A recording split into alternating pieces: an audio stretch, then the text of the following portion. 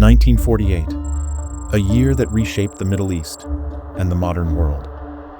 The creation of the State of Israel and the war that followed became the foundation of one of history's most enduring conflicts. But the road to 1948 was not paved in a single moment. It was decades of promises and betrayals, waves of migration, unimaginable tragedy, and competing national dreams.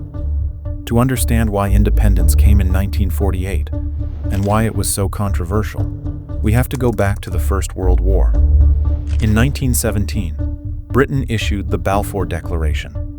In just 67 words, the British government declared support for a national home for the Jewish people in Palestine. For Zionist leaders, it was a breakthrough. But for the Arab population of Palestine, it was a betrayal. Because at the very same time, Britain had promised Arab leaders independence if they helped fight the Ottoman Empire.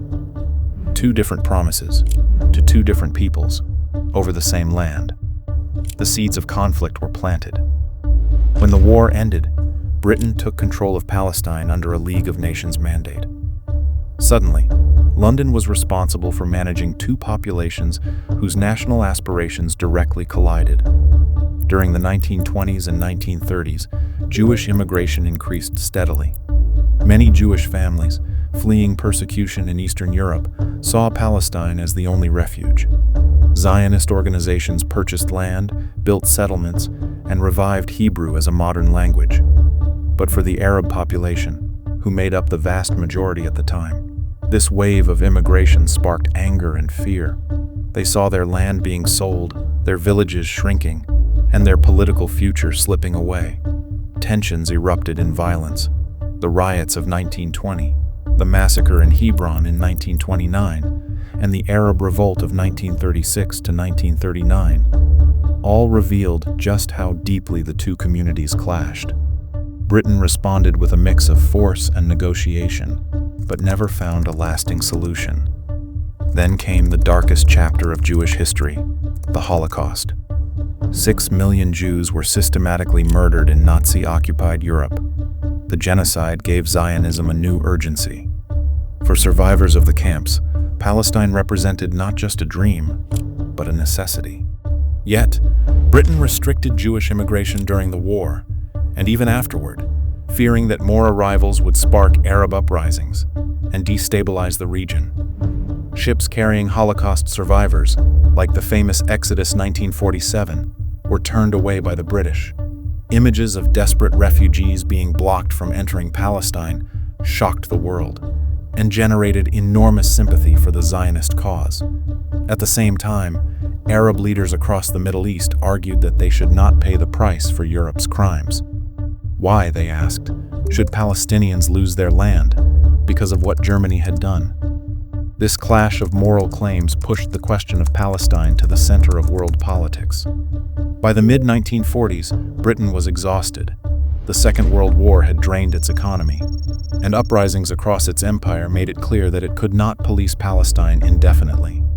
Jewish underground groups like the Irgun and Lehi carried out bombings and assassinations against British targets, pushing London toward withdrawal.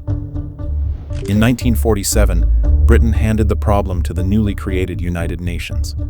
The UN formed a special committee which recommended partition, dividing Palestine into two states, one Jewish, one Arab, while placing Jerusalem under international control. The Jewish leadership accepted the plan, though not without reservations. For them, it was at least a step towards sovereignty. But Arab leaders rejected it outright, arguing that it violated the rights of the Arab majority and handed over land to newcomers. For Palestinians, the plan felt like an injustice imposed by outsiders. After the UN vote in November 1947, violence exploded. Civil war broke out between Jewish and Arab communities. Armed groups on both sides attacked villages, carried out massacres, and fought bitterly for territory. Hundreds of thousands of Palestinians began to flee their homes, an exodus that would later be remembered as the Nakba, or Catastrophe. Britain, eager to wash its hands of the crisis, prepared to withdraw in May 1948. In the final weeks, chaos reigned. Neither side trusted the other. Both were preparing for a larger war that everyone knew was coming. On May 14, 1948, as the last British forces left, David Ben-Gurion, head of the Jewish Agency, proclaimed the establishment of the State of Israel. For Jews worldwide, it was a historic triumph, a nation reborn after 2,000 years. But within hours, the armies of Egypt, Jordan, Syria, Lebanon, and Iraq invaded.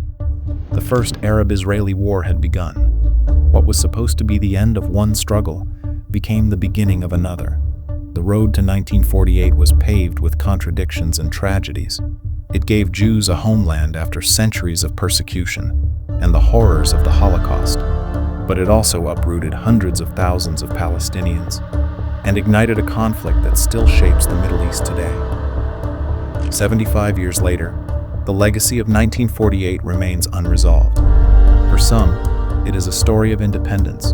For others, a story of loss. For everyone, it is a reminder that history's turning points are never simple and never uncontested.